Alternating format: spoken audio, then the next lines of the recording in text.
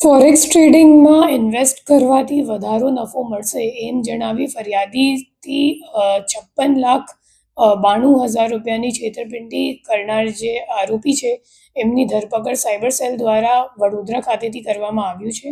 એમાં ખરેખર જે ફરિયાદી છે એમનો એક ઓળખીતા વ્યક્તિ હતું વડોદરાવાળું. તો એમની મારફતે એમને ખબર પડી કે આમાં અગર આપણે ઇન્વેસ્ટ કરીએ તો વધારે રિટર્ન મળશે, 6% દર મહિનાનું રિટર્ન એમને મળશે.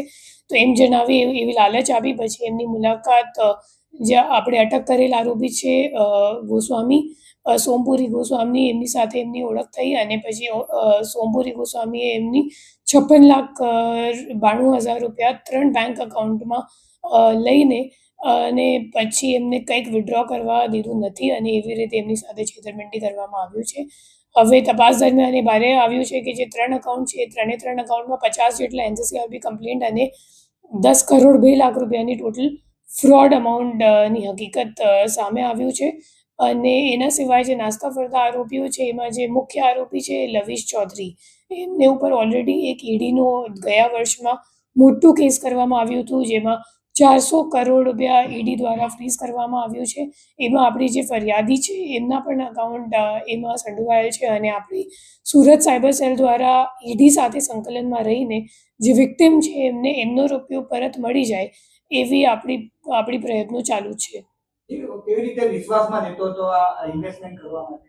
એ લોકો મોટી મોટી ઇવેન્ટ ઓર્ગેનાઇઝ કરતા હતા. જેમ કે આપણે જે ધરપકડ કરેલ આરોપી છે સોમપુરી ગોસ્વામી, એમની આપણે ટ્રાવેલ હિસ્ટ્રી કઢાવી તો ખબર પડી કે કુલ 18 જેટલું પ્રવાસ એમને બેંકોક અને દુબઈ ખાતે કર્યું છે. એ લોકો અબુધાબીમાં પણ મોટી રીતે ઇવેન્ટ કરતા હતા. જે લવીશ ચૌધરી છે એ હાલ પણ દુબઈમાં જ છે અને એ મોટી રીતે એ લોકો 25,000 28,000 એટલા લોકોને બોલાવતા હતા ઇન્ડિયાથી. એ લોકોને ટ્રાવેલ પણ કરાવતા હતા અને પછી મોટી મોટી ઇવેન્ટ રાખીને લોકોને લાલચ આપતા હતા. પછી લોકોને એમ ડિસઇલ્યુશન જેવું થઈ જતું હતું કે ખરેખર મને આટલું નફો મળી જશે.